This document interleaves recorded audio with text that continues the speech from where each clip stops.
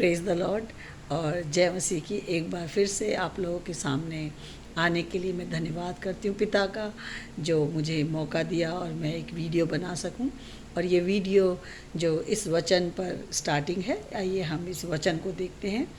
कि यहाँ पर इस तरह से लिखा है, यूहन्ना 1 और उसकी 14 आयत में इस तरह से लिखा है, और वचन देहधारी हुआ और अनुग्रह और सच्चाई से परिपूर्ण होकर हमारे बीच में डेरा किया, और हमने उसकी ऐसी महिमा देखी जैसे पिता के इकलौते की महिमा। अब इस महिमा को और वो जो डेरा है जो परमेश्वर ने मनुष्य के बीच में सच्चाई से और अनुग्रह से खड़ा किया था, वो डेरा क्या है। आइए हम इस डेरे को देखने के लिए हमें पीछे जाना होगा, हमें हिस्ट्री में जाना होगा कि वो डेरा क्या था। और उस डेरे को देखने के लिए हमें निर्गमन और उसकी 40 चैप्टर उसका 33 और 34 देखेंगे। यहाँ पर इस तरह से लिखा, और उसने निवास के चारों ओर और वेदी के आसपास आंगन की कनात को खड़ा कराया और आंगन के द्वार के पर्दे को लटका दिया। इस प्रकार मूसा ने सब काम को पूरा किया। तब बादल मिलाप वाले तंबू पर छा गया और यहोवा का तेज निवास स्थान में भर गया। इस बात के लिए, जैसा कि हमारे विश्वासी जो आज मसीह यीशु में जी रहे हैं, उन्हें भी पता होना चाहिए, और जो नहीं जानते उन्हें भी पता होना चाहिए कि परमेश्वर की योजना मनुष्य के लिए क्या थी। वो आज से नहीं, बल्कि जब से मनुष्य को उसने बनाया तब से परमेश्वर की योजना थी कि वो मनुष्य के बीच में रहे, वो मनुष्य के साथ रहे। वो आदम और हवा के साथ रहता था, और शाम को छाया के समय जब परमेश्वर आता था और आदम और हवा के साथ बातचीत करता था। और हम देखते हैं कि परमेश्वर ने अपने लोगों के बीच में भी मूसा के द्वारा एक तंबू खड़ा करवाया, और उस तंबू को बनाने का मकसद ये था कि वो उनके बीच में रहे, उनके बीच में डेरा करे। इस बात को इस्राएली जो थे नहीं जान पाए थे। जब प्रभु यीशु मसीह आए और प्रभु यीशु मसीह ने कहा कि यूहन्ना ने बताया कि किस तरीके से हम जब यूहन्ना का ये गॉस्पल पढ़ते हैं तो पता चलता है कि जो वचन जो था वो देहधारी हुआ और अनुग्रह और सच्चाई से परिपूर्ण होकर हमारे बीच में डेरा किया। तो वो जो परमेश्वर था जो कि मनुष्य के बीच में रहना चाहता था, वो परमेश्वर देहधारी बनकर हमारे बीच में आया। और हम देखते हैं कि जब तंबू बनाया गया तो उस समय परमेश्वर ने किस तरह से मूसा को कहा कि इतना चौड़ा, इतना लंबा, ऐसा तू तंबू बनाना, उसमें क्या कहते, जहाँ पर बलि किया जाए वहाँ उसको उस जगह को ऐसा बनाना, और जो हौदी है उसे पीतल से मढ़वाना, और किस तरीके से वहाँ पर तंबू में आगे जाने के लिए वहाँ पर एक क्या कहते एक बॉक्स बनाना, और उस बॉक्स को भी पीतल से जड़ाना, उसके ऊपर पीतल लगाना, और किस तरीके से वहाँ पर कैंडल स्टैंड था, किस तरह से मतलब हर एक चीज़ को परमेश्वर ने मूसा को गाइड किया। और वो हर एक चीज़ जो है वो मसीह यीशु से प्रतीक में है कि जिस तरह से तांबा जो है वो दुख को दिखाता है, बताता है, और जो सोना है वो डिवाइनिटी को बताता है। और वहाँ पर इस तरीके से परमेश्वर ने मूसा को बताया कि किस तरीके से वहाँ पे तंबू को बनाना, और उसके अंदर तुम पीतल और चांदी जो है वो छुटकारे को बताती है। ये सब चीज़ें वहाँ पर रखना, और जो नीले रंग का जो वहाँ पर कपड़ा इस्तेमाल किया गया, या नीला रंग जो दिखाता है वो सन ऑफ गॉड को दिखाता है। बैंगनी रंग जो है वो पर्पल जो है वो जीसस इज़ द किंग को बताता है। और सुसम सनी का जो कपड़ा है वो जीसस इज़ द सेवियर, लाल रंग जो है वो जीसस इज़ द सेवियर है, और सुसम सनी जो है वो Jesus is the perfect man है। ये हमें गॉस्पल से पता चलता है। तो किस तरीके से परमेश्वर ने मूसा के समय में उस समय अपने लोगों को बोला कि ऐसे तंबू बनाना। वो नहीं जानते थे कि परमेश्वर ऐसा क्यों बता रहा है, क्योंकि परमेश्वर जानता था कि ये जो है ये समय जो है अभी याजक काम करेगा। और वो याजक जो है वो सदा का याजक नहीं था। याजक आते थे और जीते थे और मर जाते थे, लेकिन प्रभु यीशु मसीह जो सदा का याजक हमारे लिए बना, इसलिए परमेश्वर ने मूसा को ये आज्ञा दी कि तू इस तरह का तंबू बनाना। लेकिन जब प्रभु यीशु मसीह पृथ्वी पर आए तो वो लोग नहीं जान पाए। जब यीशु ने कहा कि मैं द्वार हूँ, तो इस बात से शास्त्री और फरीसी चिढ़ते थे, गुस्सा होते थे, क्योंकि उन्हें पता था कि एक डेरा बनाया गया था, यहूदियों के बीच में एक डेरा बनाया गया था जिसमें मनुष्य के पाप के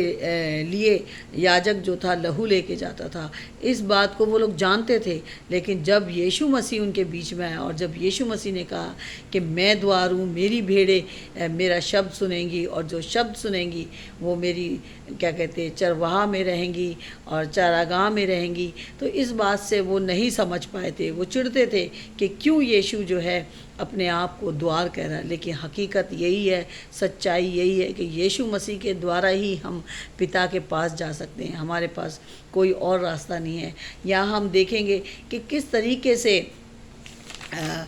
परमेश्वर का वचन जो है हमें सिखाता है और हमें बताता है कि किस तरीके से कुलसियों 2, और हम यहाँ देखते हैं कि किस तरीके से जो पौलुस है वो भी अपने लोगों को बताता है कि किस तरह यीशु मसीह ने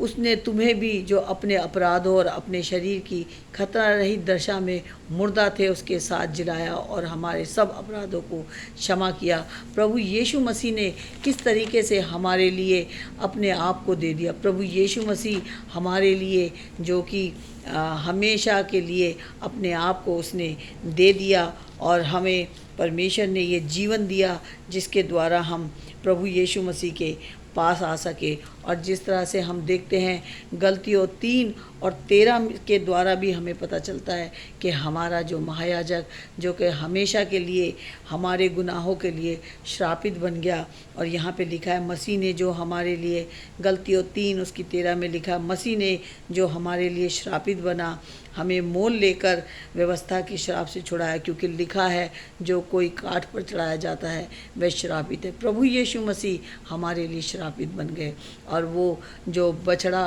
बलि किया जाता था पहले तंबू के अंदर, मूसा और याजक जो था वहाँ पर लहू लेके जाता था, लेकिन आज हमारे लिए प्रभु यीशु मसीह हमेशा के लिए श्रापित बन गया ताकि हम श्राप से बरी हो जाए। और हम यहाँ देखते हैं इसी तरीके से हमें देखने को मिलता है जब प्रभु यीशु मसीह के समय में जब यूहन्ना 6 और उसकी यहाँ वहाँ पर जब वो एक संदूक बनाया गया था और संदूक के अंदर वहाँ पर रोटी भी रखी गई थी, और वो मन्ना जो थी प्रभु यीशु मसीह को प्रतीक करता है वो जो मन्ना है, क्योंकि यहाँ पर यूहन्ना 6 में भी इस तरह से लिखा है, यूहन्ना 6 उसकी 49 में लिखा है, तुम्हारे बाप दादाओं ने जंगल में मन्ना खाया और मर गए। उस समय जब परमेश्वर अपने लोगों को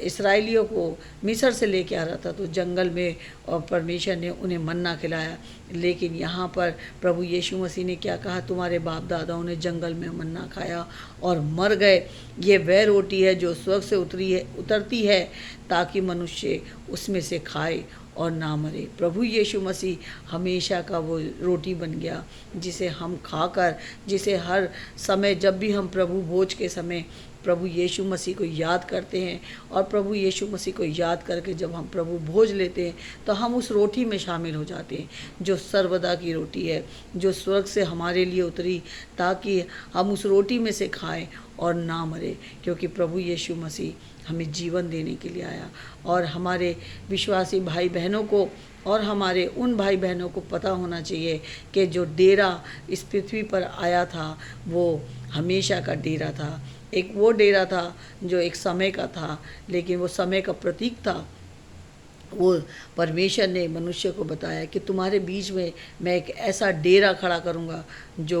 हमेशा का डेरा होगा, और वो जो सच्चाई और अनुग्रह से इस्राएलियों के बीच में डेरा किया। लेकिन हमारे बारे में लिखा है, मेरे बारे में और आपके बारे में लिखा है, मुबारक है वो जो बिन देखे विश्वास करते हैं। ये वर्ष यहाँ लिखी है यूहन्ना 20 और उसकी 20 आयत में इस तरह से लिखा है, 29 में लिखा है, यीशु ने उनसे कहा, तूने मुझे देखा है, क्या इसलिए विश्वास किया है? धन्य वे जिन्होंने बिन देखे विश्वास किया। मैंने और आपने प्रभु यीशु मसीह को नहीं देखा, लेकिन परमेश्वर का ये वचन जो कि मेरे और आपके हाथ में है, जिसके द्वारा हम विश्वास करते हैं और प्रभु यीशु मसीह के पास आते हैं। और इसी बात को इब्रानियों 10 में भी इस तरह से लिखा है कि जब यहाँ पर इब्रानियों 10 और उसकी 19 आयत में लिए इस तरह से लिखा है, इसलिए है भाइयों, जब हमें यीशु के लहू के द्वारा उस नए और जीवते मार्ग से पवित्र स्थान में प्रवेश करने का हियाव हो गया। अब हम कैसे जा सकते हैं? हम परमेश्वर के पास कैसे जा सकते हैं? आज हमारे पास हियाव है, प्रभु यीशु मसीह के द्वारा हम परमेश्वर के पास आ सकते हैं, जो उसने पर्दे अर्थात अपने शरीर में से होकर हमारे लिए अभिषेक किया। वो पर्दा जो कि जब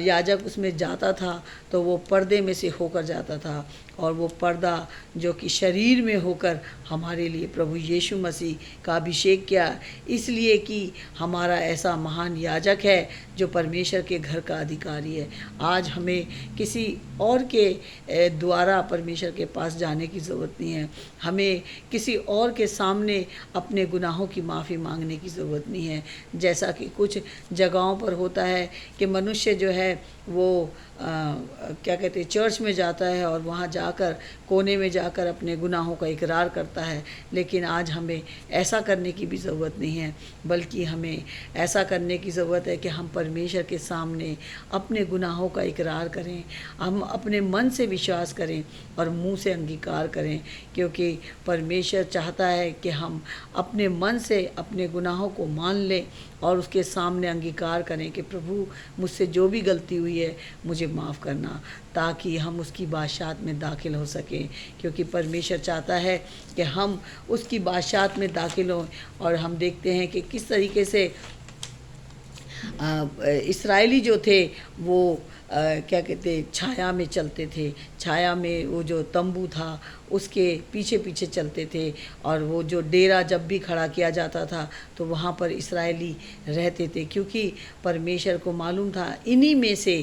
में से याजक आएगा। इसलिए परमेश्वर ने वहाँ पर अब उनके बीच में तंबू खड़ा किया, क्योंकि परमेश्वर नहीं चाहता था कि मनुष्य जो कि परमेश्वर से दूर हो गया है, क्योंकि परमेश्वर चाहता था कि उसकी अपनी जाति, अपने लोग, इस्राएली लोग जो कि मिस्र से निकल कर आए थे, वो अपने परमेश्वर को नहीं जानते थे। हम 4 बातें बताना चाहती हूँ कि जिससे वो जो लोग अभी भी नहीं जान पाते कि परमेश्वर प्रभु यीशु मसीह का आना इस पृथ्वी पर क्यों हुआ, क्योंकि परमेश्वर चाहता था कि उसके लोग जो कि परमेश्वर को नहीं जानते वो जाने, क्योंकि वो अविश्वासी देश से आए थे, वो अविश्वासी